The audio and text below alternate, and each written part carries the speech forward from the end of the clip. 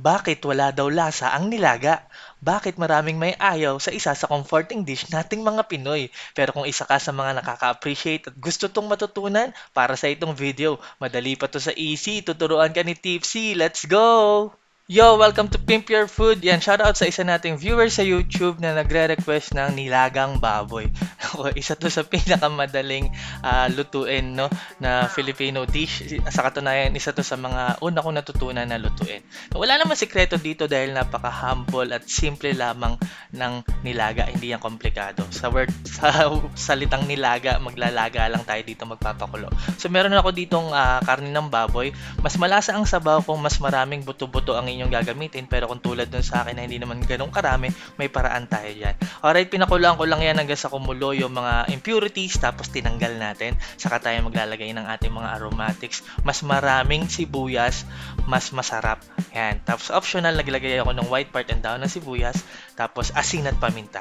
Pakulaan natin yan ng 40 minutes. After 40 minutes, ayan, buksan na natin. Pwede na tayong maglagay ng iba pa nating sangkap. Isa din para sa akin, nagpapasarap ng sabaw ng nilaga ay yung mais, no, para manamis-namis ang ating sabaw. Tapos ito nga yung solusyon, kung hindi naman ganun karami yung buto-buto, pwede tayong maglagay ng broth cube. Ang gamit ko dyan, pork cube, no. Kung mapapansin nyo yung kulay ng mais ko, no, parang luto na. Kasi luto na talaga yan. Kasi meron akong leftover na nilagang mais dito. Yun na lang din ang ginamit ko. Sayang naman kasi. Pinakulaan ko yan ng 20 minutes. Ayan, after 20 minutes, yan, maglalagay na tayo dyan ng iba pa nating sangkap. Patatas ang ilalagay ko dito. Yung iba naglalagay ng kamote, ng kalabasa. Kanya-kanya naman yan. Pagdating sa sahog, di ba, ang importante lang, ilagay nyo kung ano yung kakainin nyo. No? Kapag di nyo kinakain, huwag nyo na ilagay.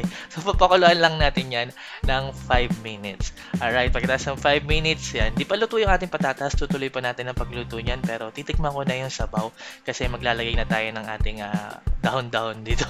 Actually, isang dahon lang ang ilalagay ko dito. Ayan, tinimplan ko lang ng patis, tapos maglalagay ako ng vetchin optional para lang malinamnam. Maglalagay ako dito ng repolyo, pero yun nga, tulad ng sinabi ko, nasa sa inyo na yan, pwede kayong maglagay ng pechay bagyo, no? Yung iba nga, naglalagay pa ng saging na saba dito. Yan, malambot na rin yung ating karning baboy talaga. Ayan, tutuloy natin sa pagluto hanggang sa, ayun na lang, maluto na lang yung repolyo at yung patatas. Dahil okay na tayo sa timpla at malambot na yung baboy. Ayan, kapag luto na yung mga gulay, sprinkle na lang natin yan. Optional, dahon ng sibuyas. And now, look at that. Ganun lang kasimple. Di ba sabi ko naman sa inyo? Ayan, pero alam ko yung modern day ng nilaga ngayon, nagigisa na sila, no? Ginigisa na nila. Pero, syempre, stick lang muna. At saka na natin gawin yun. Stick muna tayo dito sa ating traditional way ng nilaga. Kasi, ayun nga, napakasarap at comforting nito. Para sa akin, hindi naman talaga ito nakadisenyo na maging komplikado yung lasa, no? Tulad ng pares, no? Nilaga, ayan talaga. Kasi hindi naman araw-araw kailangan mo ng kumain ng mga komplikadong lasang pagkain. Minsan talaga yung gantong simple lang ang hinahanap mo. At huwag nyo nang expect sa nilaga na maging malasa yung karne, no? Kaya nga natin yan pinapartner sa mga sausawan. Pero syempre, kung di nyo naman na-appreciate, huwag nyo na. Okay lang yan, di ba? Ayan, pero para sa akin, isa to sa comforting na pagkain nating mga Pinoy. Kahit mainit ang panahon, pag may nakaahay na nilaga, kakain ako niyan. Ayan. Maraming salamat sa nag-request. Kung meron din kayong mga request, lagay nyo lang dyan sa comment section. Para sa marami pang recipes, huwag nyo kalimutan mag-subscribe sa aking YouTube channel, Tipsy Goes Random.